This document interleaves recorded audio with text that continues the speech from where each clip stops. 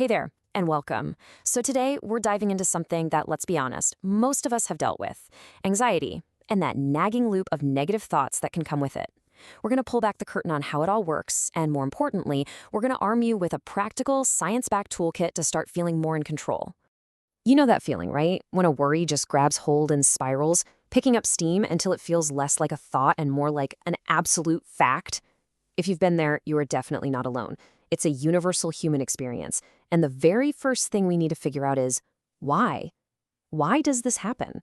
Well, here's the secret. They feel so real because they're not facts. They're lightning-fast interpretations that our brain makes automatically. And learning to tell the difference between a thought and a fact, that's the superpower we're going to work on today. It's all about seeing a thought for what it is, just a fleeting event in your mind.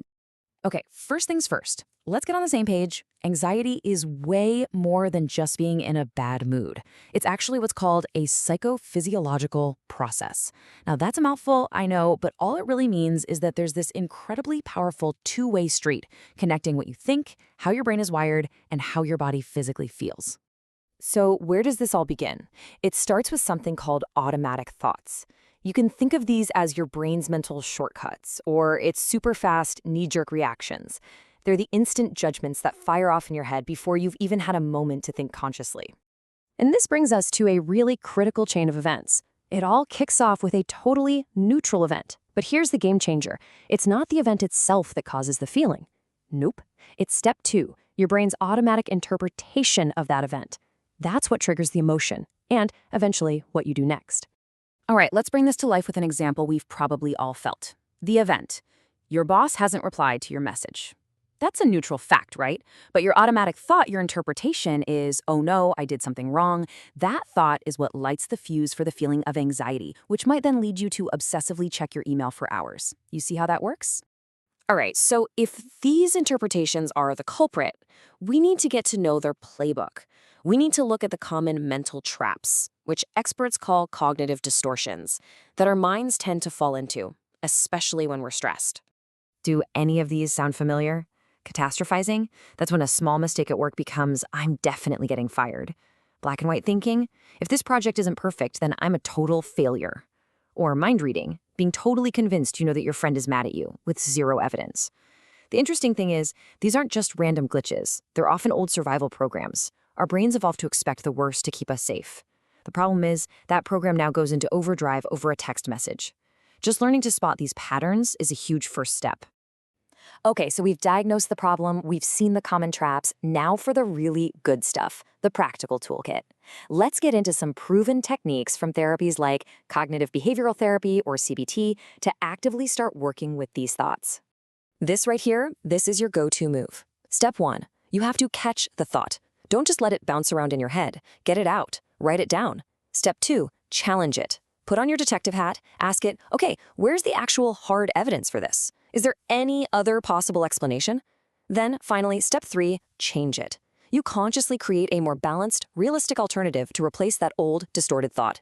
Seriously, if you walk away with just one single idea today, I want it to be this. A thought is not a fact. Say it again. A thought is not a fact. It's a suggestion from your brain. It's a pop-up ad. It is not a command carved in stone. Realizing this can be a total game changer.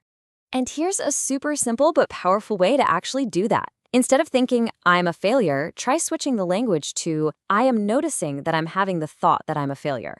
Can you feel that? That little gap you just created between you and the thought? You're not the thought anymore. You're the one observing it. That little bit of distance is where your freedom is. Okay, so working with our mind is half the battle, but let's be real. Anxiety is a full body experience, right? Your heart races, your breathing gets shallow. So the other half of the equation is learning how to manually calm down our body's internal alarm system. Think of your nervous system as having 2 main modes, kind of like a car. You've got this sympathetic system, that's your gas pedal. It's your fight or flight response that hits you with adrenaline when you're stressed. Then you have the parasympathetic system, that's your brake pedal. It's the rest and digest mode that slows things down. The goal is to learn how to consciously and deliberately hit the brakes when you need to. So, how do we slam on those brakes?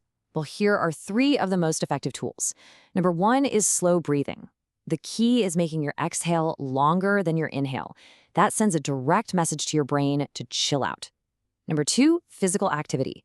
It helps burn off all those stress chemicals and gives you a boost of good ones. And number 3, good sleep. This one is absolutely non-negotiable.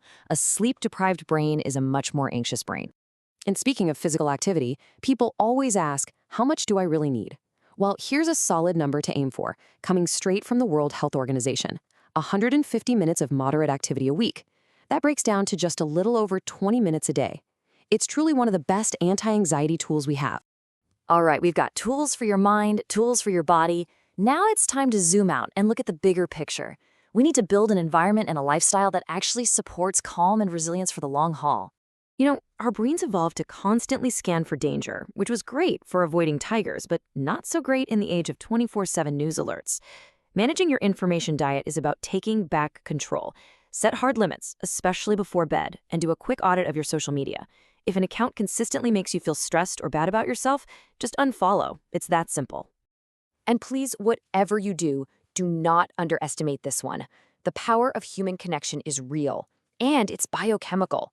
When we genuinely connect with someone, even for a few minutes, our bodies literally change. Your levels of cortisol, the stress hormone, go down, and your levels of oxytocin, the bonding hormone, go up. It's powerful medicine. Now, all these tools we've talked about are incredibly powerful, but it's also really important to know when you might need to call in for backup. If anxiety is sticking around for months, if you're having panic attacks, or if it's seriously getting in the way of your life, your work, or your sleep, that is a clear signal that it's time to talk to a professional. Reaching out is a sign of incredible strength, not weakness. Phew, we've covered a ton of ground, right? From thoughts to breathing to our daily habits. So the big question is, how do you actually make this a part of your everyday life? Let's build a simple plan. Think of this as your daily algorithm for a calmer mind. In the morning, kick things off with some movement, even just 5 minutes, and get a clear plan for your day. During the day, your main job is to practice noticing and gently reframing those automatic thoughts. Then in the evening, your mission is to wind down, shut off the news, do a few minutes of slow breathing, and ease into a relaxing sleep routine. So when you boil it all down, what's the ultimate strategy? It's not about finding one single magic trick. The most powerful approach is a 3-part combo: working with your thoughts, actively regulating your body, and intentionally shaping your lifestyle. It's when you bring all 3 together that you really start to see a change. Look, this isn't about some massive, overnight transformation. This is a journey of small, consistent steps. So my question to you is, looking at everything we've just talked about, what's one small step you can take today?